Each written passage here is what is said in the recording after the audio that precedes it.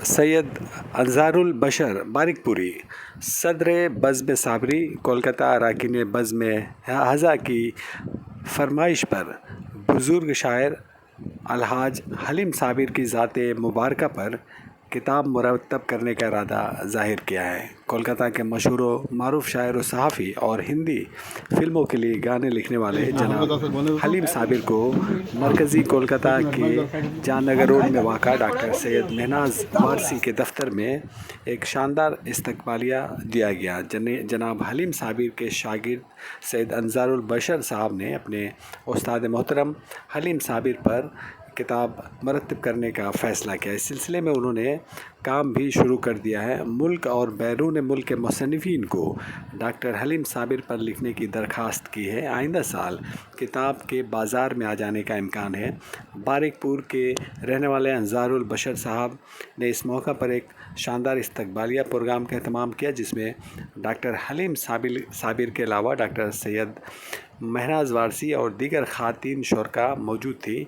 इस मौका पर डॉक्टर हलीम साबिर ने इस प्रोजेक्ट के बारे में तफसील से बताया। डॉक्टर सैयद महनाज वारसी ने भी अपने ख्यालात का इज़हार किया।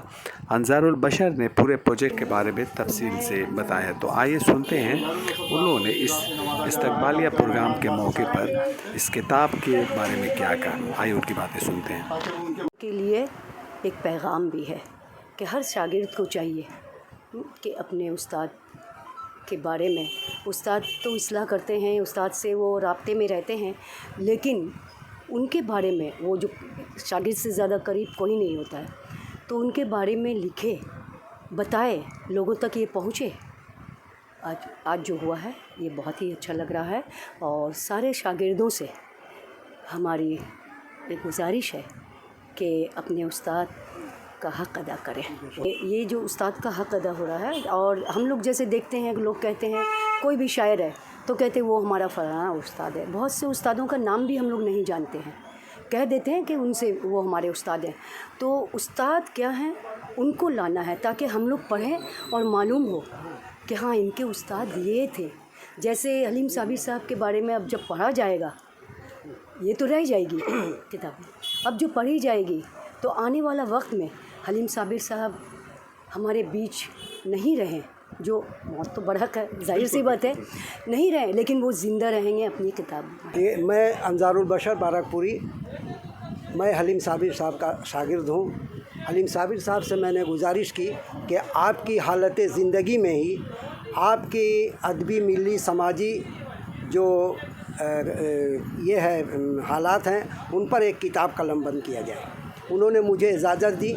इससे मैं पूरे हिंदुस्तान नहीं, मैंने अंदरून हिंद और बैरून हिंद के तमाम कलमकारों से गुजारिश कर रहा हूँ कि वो हलीम साबिर साहब के निस्बत से अपने तासरात भेजें और मैं उसे किताबी शक्ल दूँगा। आप तरतीब देंगे? जी, किताब को तरतीब दूँगा। मैं अंजारुल बशर, हम जो तरतीब दे के फेसबुक पर जो हम लोग मेमोरेंडम जो शाये करने वाले हैं, उसको हया कलकत्ती पढ़ के सुना रही। आप इससे रिपोर्ट ले लें। मैं अंजारुल बशर बारिकपुरी सदर बज़्म साबरी कोलकाता अरकान बज़्म हज़ा की फरमाइश पर बुज़ुर्ग उस्ताद साहब दीवान शायर अलहाज हलीम साबिर साहब की हयाती में इनकी ज़ात मुबारक पर एक ऐसी मुकम्मल किताब मुरतब करने का इरादा रखता हूँ, इंशाअल्लाह, जिसमें मौसूफ़ की दैरीना अदबी, मिली, मजहबी व समाजी खदमात, तसनीफ़ात, इजाज़ात, उरूज शायरी वो मुकम्मल हालात ज़िंदगी को कलमबंद किया जाएगा। लिहाजा अंदरूनी हिंद और बैरून हिंद के फाजिल कलम कारों से हलीम साबिर साहब की निस्बत से शेरी व नसरी तख्लीक़ात दस्तबस्ता तलब करता हूँ। आप अपनी तख्लीक़ात बातस्वीर, मुकम्मल नाम व पता, phone number, email ID, PDF और इन पेज के शक्ल में ज़ेल के व्हाट्सएप नंबर पर इरसाल करके शुक्रिया का मौका दें। शराइत तख्लीक़कार के इसम लक़ब के साथ लफ्ज़ डॉक्टर का होना लाजमी है, या तख्लीक़कार का साहब किताब होना ज़रूरी है, या तख्लीक़कार किसी उर्दू अखबार या रिसाले के मदीर आला या उर्दू के प्रोफेसर हों, या हलीम साबिर साहब से सिर्फ़ तलम्मुज़ हासिल हो जिसकी तस्दीक वो अपनी तहरीर में वाज़ा करें।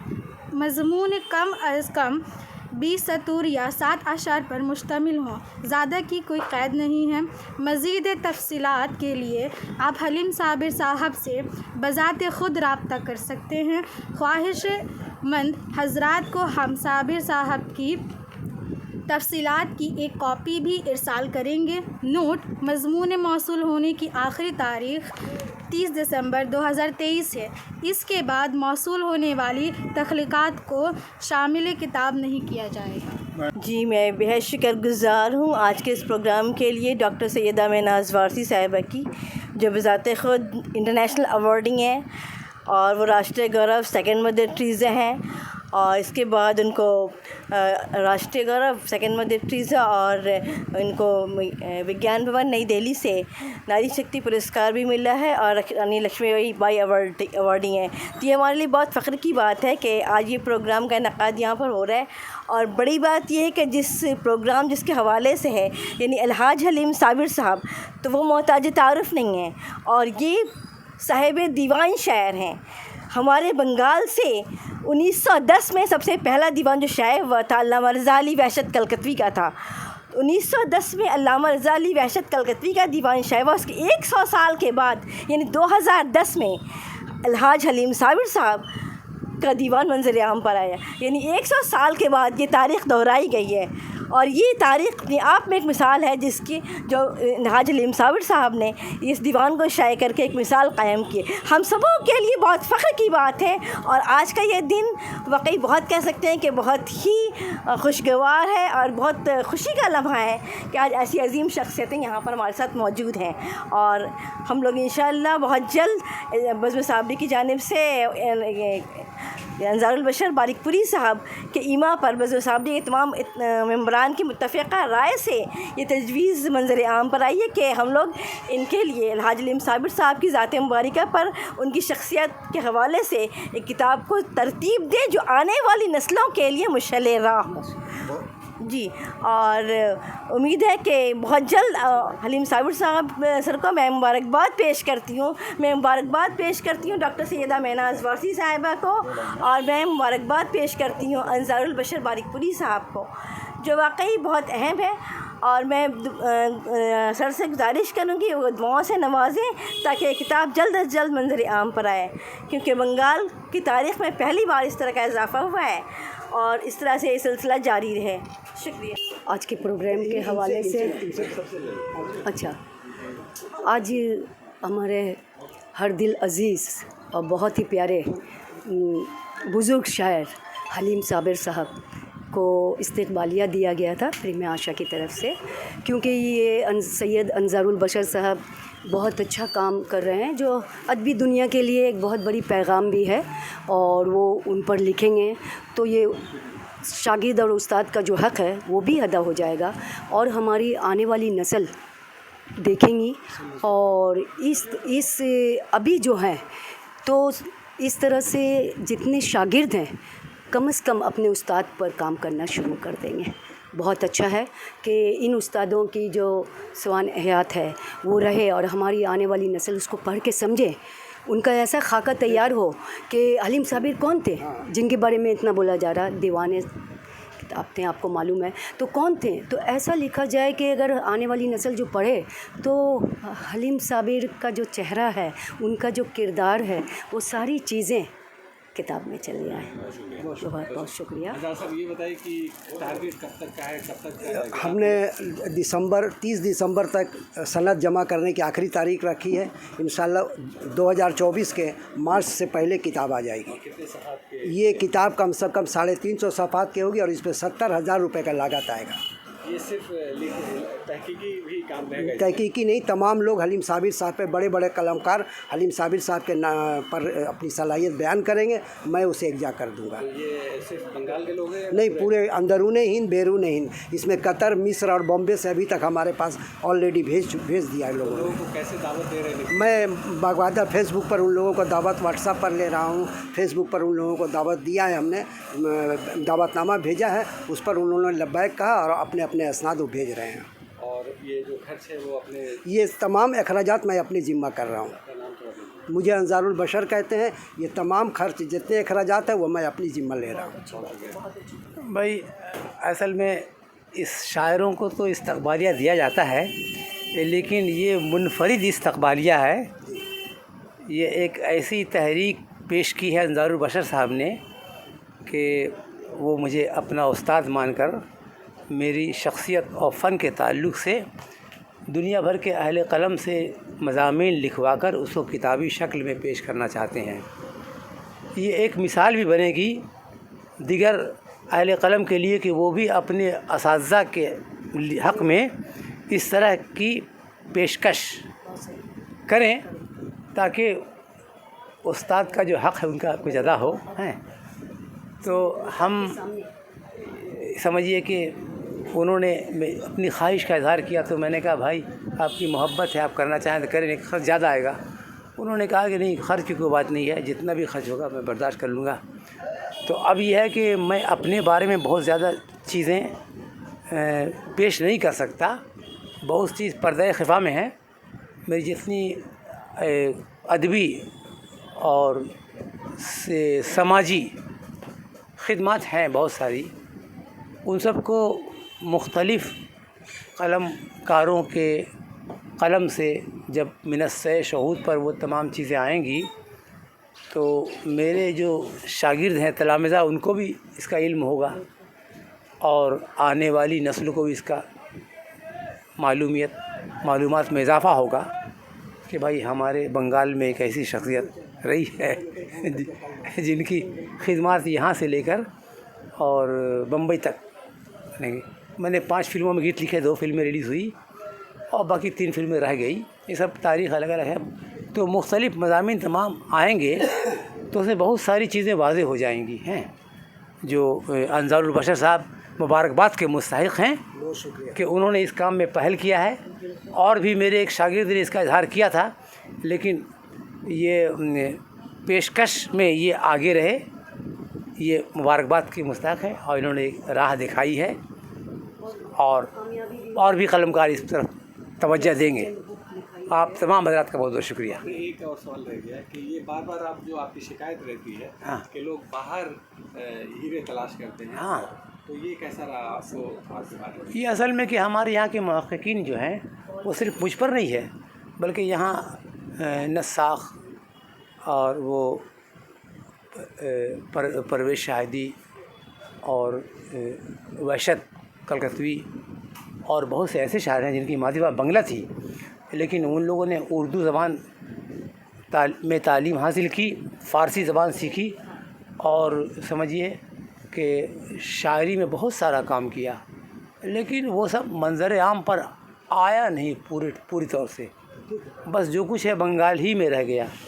اس کو واضح کرنے کی ضرورت تھی کہ پوری دنیا میں اس کا یہ ہوتا چرچا ہوتا. ہمارے یہاں کے مست کلکتوی بہت بڑے شاعر تھے، پوری دنیا میں ان کا شعر مشہور ہے. وہ لوگ اپنے اپنے گھروں میں ان کا تغرا لگاتے تھے، لیکن ان کا نام نہیں ہوتا تھا. محبوب ڈائریکٹر نے فلم میں وہ دیا ٹائٹل میں، لیکن ان کا نام نہیں ہوتا تھا. تو ایسے بہت سارے اشعار ہیں جو لوگوں کو ازبر ہے، یاد ہیں، لیکن لوگ نہیں جانتے ہیں کہ یہ شعر کس کا ہے. تو یہ سب طرح کی کتابیں آنے سے بہت ساری چیزیں سامنے آ جائے گی. نہیں، وہ تحقیقی کام جو ہے وہ ایک صاحب عاصم پیرزادہ صاحب وہ آئے تھے دلی سے ہم سے ملنے. تو انہوں نے وہ فلائٹ سے آئے اور ہوٹل میں ٹھہرے، چلے گئے اور مجھ سے وہ 20 کتابیں لے کے گئے اور انہوں نے کہا کہ یہ پہلی بار یو پی سے بنگال کے کسی قلمکار پر PhD کا کام کیا جا رہا. تو انہوں نے کہا کہ وقت کم ہے، ہم اس کو رجسٹریشن کرائیں گے خلیل کالج بریلی. انہوں نے کہا کہ اگر یہ اس کو PhD کا رجسٹریشن نہیں ہوا اس سال تو یہ شعبہ بند ہو جائے گا. تو انہوں نے ہم سے کتاب لی اور چلے گئے لے کے. اب ان کا کوئی شاگرد ہے وہ جو کہ PhD کرے گا اس پر. تو انہوں نے بتایا کہ یہ پہلا موقع ہے کہ یو پی سے کسی بنگال کے اہل قلم پر PhD کی جا رہی ہے. حالانکہ اور صوبہ کے لوگوں پر ہوئی ہے، لیکن یو پی والوں نے بنگال والوں پر PhD نہیں کی ہے. یہ پہلی بار پہلا موقع. اگر وہ کتاب بھی آ جائے گی تو اس سے بہت ساری چیزیں اس تو شاعر سمجھیے کہ شعر و شاعری کے تعلق سے آئے گی، لیکن یہ جو کتاب ترتیب دے رہے ہیں اس کی حیثیت اس سے الگ ہے کہ فن اور شخصیت جی ہاں دونوں آن لائن آئیے جلدی ٹائم یعنی کہ ان کی زندگی، حالات زندگی بھی ہے اور فکر و فن کے تعلق سے بھی ہے مشترکہ. تو یہ بہت بڑا کام ہے جس کا انہوں نے، اللہ ان کو کامیاب کرے. اور ہماری یہ مظفر ناظرین صاحبہ ان کے معاونین میں ہیں یہ ڈاکٹر مہناز وارثی صاحبہ اور جتنی ہیں یہ حیا کلکتی صاحب آئی ہیں. اور آپ لوگوں نے بھی اپنا وقت دیا. آپ تمام حضرات کا شکریہ بہت بہت. اللہ ان کے مقصد میں کامیابی عطا کرے ہیں اور ان کے حق میں دعا کرتے ہیں کہ اللہ صحت مند رکھے. میں الحاج علیم صابر سر کی شاگردہ تو نہیں لیکن ان کی فین ہوں اور تقریباً 34 سال سے ان کو جانتی ہوں، 30 سالوں سے تقریباً. اور اکثر و بیشتر ان کی جو کتابیں شائع ہوتی تو وہ میرے چیمبر میں بھجواتے تھے. ان کی کتاب ہے شہر نگارہ، جس کو پڑھنے کے بعد پورے کلکتے کا منظر آپ کی نظروں کے سامنے ہوگا. جیسے پہلا رخ، دوسرا رخ مشترکہ رخ ہے. اور بلکہ ان کے کچھ اشعار بھی مجھے یاد ہیں. ایک شعر ہے، پہلا شعر وہ کہتے ہیں کہ محل میں رہ کے ایسے شعر کہہ پاتے نہ ہم صابر، محل میں رہ کے ایسے شعر کہہ پاتے نہ ہم صابر، کہے جو بیٹھ کر اشعار کلکتے کی بستی میں. اور ایک شعر ہے جو ابھی بھی یاد ہے، وہ کہتے ہیں نظر نیاز اور فاتحہ خوانی کے موسم میں، آج بارش ہو رہی تھی اور میں آ رہی تھی تو مجھے یہ شعر ایک دم ذہن میں آ گیا کہ لکھتے ہیں کہ نظر نیاز اور فاتحہ خوانی کے موسم میں ہے ملاؤں کی جے جے کار کلکتے کی بستی میں.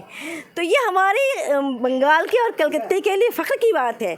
بلکہ اشعار تو اور بھی یاد ہے. کہتے ہیں کہ مجرموں کے مشوروں سے کارواں سازی ہوئی، مجرموں کے مشوروں سے کارواں سازی ہوئی، ہاں رہزنوں کی بستیوں سے رہنما لائے گئے. جی رہزنوں کی بستیوں سے رہنما لائے گئے. جی شکریہ.